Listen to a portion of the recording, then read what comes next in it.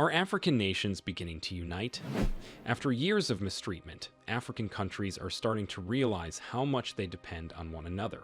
A significant wake-up call occurred when Nigeria's president's plane was seized in France, and ECOWAS failed to respond. This incident highlighted the importance of solidarity among African nations. But the pressing question remains, will they truly unite? The Economic Community of West African States, ECOWAS, is at a critical juncture that could redefine its role in the region.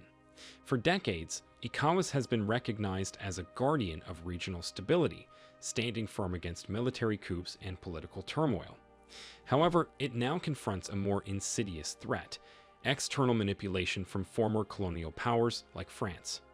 The recent incident involving the seizure of Nigeria's presidential plane in France has reignited this important discussion. France, the former colonial power with a long history of interference in African politics, has once again reminded West Africa who holds the reins of power. However, this situation is not just about one plane or one country. It's about the future of West Africa's sovereignty and the ability of African nations to stand independently, free from foreign interference.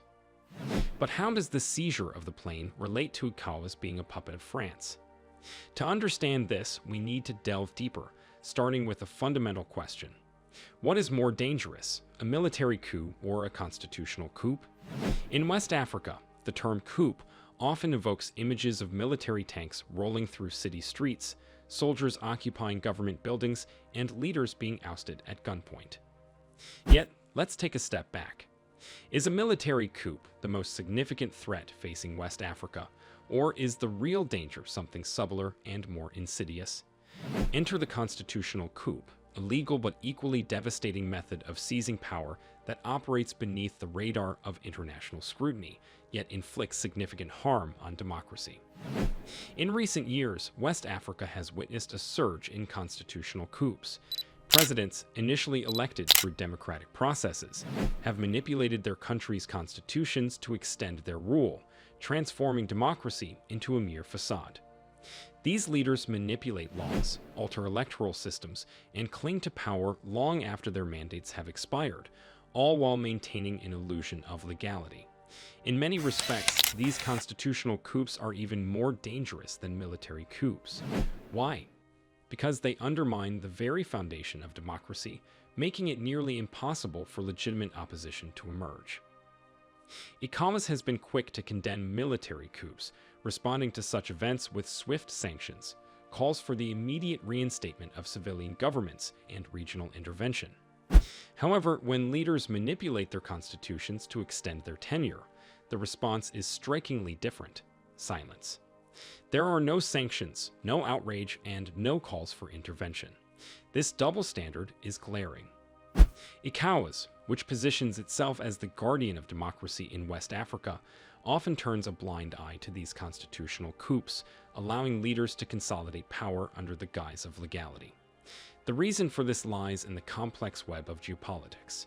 Many of these leaders maintain close ties with former colonial powers, particularly France, which has a vested interest in preserving the status quo. As long as these leaders remain in power, Western nations can continue to exert influence over their policies, economies, and resources. A case in point is Ivory Coast, where President Alassane Ouattara successfully secured a controversial third term in office in 2020, despite widespread protests and accusations of constitutional manipulation. ECOWAS has been slow to respond, offering little more than a tepid statement calling for peace. Why the hesitation? Perhaps it's because Alassane Ouattara, like many West African leaders, enjoys the support of France, which benefits from having a stable ally in the region. As long as leaders like Ouattara remain in power, Western interests in West Africa are safeguarded. This puts ECOWAS in a difficult position, forced to choose between supporting democracy and maintaining relationships with powerful external actors. However, let's not be naive. The real threat to West African democracy isn't just military coups or power-hungry presidents. It's the external forces that enable these coups in the first place. France, the former colonial power, continues to act as a puppet master in the region, supporting leaders who align with its interests while ignoring those who do not. As long as ECOWAS remains beholden to these external influences, it will struggle to fulfill its true mission of safeguarding democracy in West Africa. The question is not which type of coup is more dangerous. The real inquiry is when ECOWAS will recognize that both military and constitutional coups are symptoms of the same underlying issue, a disease fueled by external interference and a lack of genuine sovereignty. Now let's address the second question. Why did France seize Nigeria's presidential plane? At first glance, this seizure appears to be a mere legal dispute over unpaid debts. However, let's not be misled. This situation is about power, control, and the ongoing struggle between West Africa's largest economy and its former colonial master. The fact that France, of all nations, felt entitled to seize the sovereign property of Nigeria, a country that prides itself on its independence, highlights the enduring neocolonial power dynamics at play. But why now? Why did France choose this moment to humiliate Nigeria on the global stage? The answer lies in the shifting power dynamics of the region. Nigeria has long been the dominant force in West Africa, both economically and militarily. However, in recent years, the country has faced mounting challenges, from internal political instability to the ongoing security crisis in the Sahel. As Nigeria's influence wanes, France sees an opportunity to reassert its control, reminding both Nigeria and the rest of West Africa who still holds the reins. The seizure of Nigeria's presidential plane is not merely a legal dispute, it is a geopolitical statement. By grounding Nigeria's presidential jet, France is sending a clear message. West Africa may believe it is independent, but its former colonial powers still have the authority to interfere whenever they choose. This incident is not just about Nigeria. It has implications for the entire region. If France can humiliate Africa's largest economy in this manner, what does it say about the sovereignty of smaller nations? This situation has laid bare the uncomfortable reality that West Africa remains deeply entangled in the web of neocolonialism. Despite decades of independence, African nations remain vulnerable to the whims of their former colonizers, who continue to exert control over their economies, politics, and even national assets. The fact that a French court could unilaterally decide to seize Nigeria's presidential plane serves as a stark reminder that Africa is still operating under the rules established by its colonial past. This issue extends beyond Nigeria. The broader implications are clear. West Africa's sovereignty is still under threat, not from internal strife, but from external forces that manipulate the region's politics and economy for their own benefit. ECOWAS, despite its rhetoric of unity and regional cooperation, has largely been powerless to address these challenges. The pressing question is, how can West Africa claim to be truly free if its former colonial powers maintain such significant influence? The seizure of Nigeria's plane is merely the latest example of France's ongoing interference in African affairs, and it certainly won't be the last. Unless ECOWAS and its member states take decisive action to assert their sovereignty, the region will remain at the mercy of external powers. But what can ECOWAS do?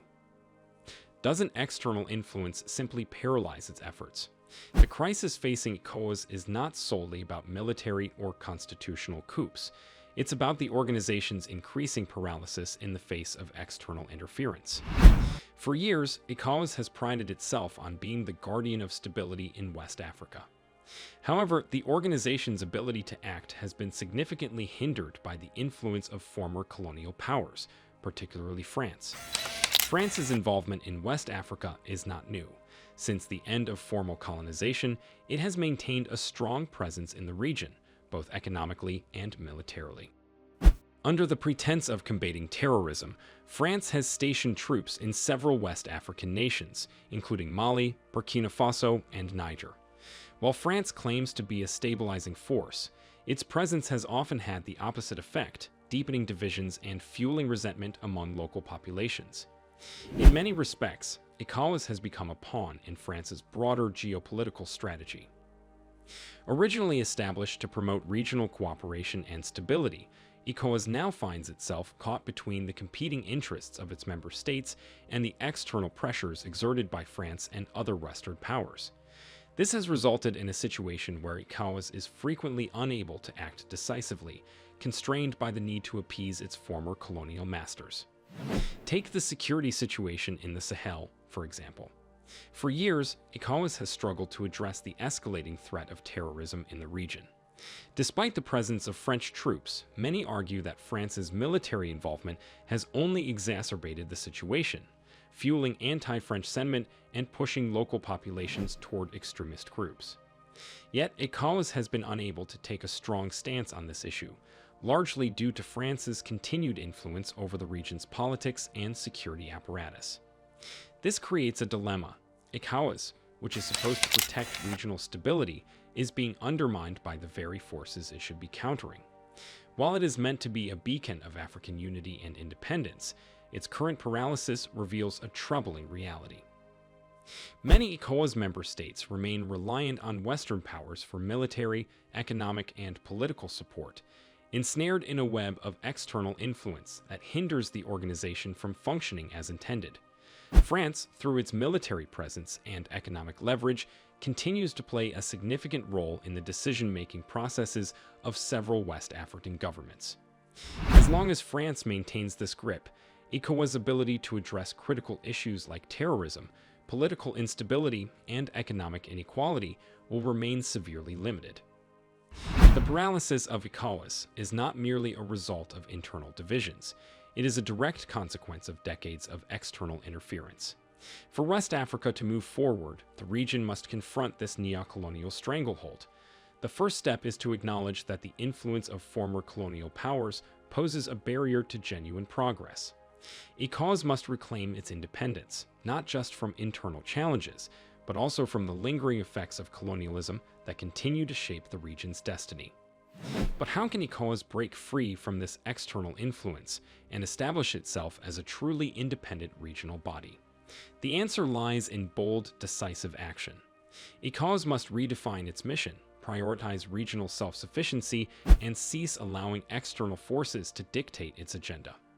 This will necessitate difficult conversations, particularly with member states that maintain close ties to France and other Western nations. However, this shift is necessary if West Africa is to reclaim its sovereignty. The path to true independence is long, and ECOWAS has a critical role to play in leading the way. But first, the organization must confront the uncomfortable truth that its current structure and policies are ineffective. West Africa cannot continue to rely on former colonial powers for security, economic stability, or political guidance. The region must chart its own course, free from the influence of external actors who have no interest in fostering a strong, united, and prosperous Africa. The pressing question is, what is Nigeria doing in response to the recent humiliation of having its presidential plane seized in France? With its leadership publicly embarrassed on the world stage, Nigeria has been compelled to rethink its role in the region. For decades, Nigeria has been the powerhouse of West Africa, a leader within ECOWAS, and a key player in regional diplomacy. However, recent events have led Nigeria to question its reliance on ECOWAS, prompting the country to pursue individual alliances, particularly with partners at the heart of the Sahel security crisis. Why is Nigeria turning away from ECOWAS in favor of these individual alliances? The answer lies in growing frustration with ECOWAS's inability to act decisively amid external interference and internal divisions.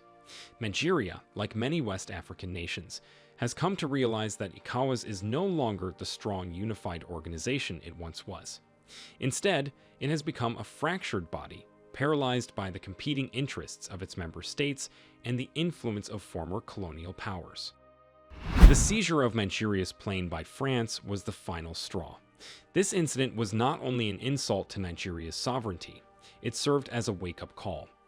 It highlighted the vulnerability of West African nations to external interference and underscored the urgent need for a new approach to regional cooperation.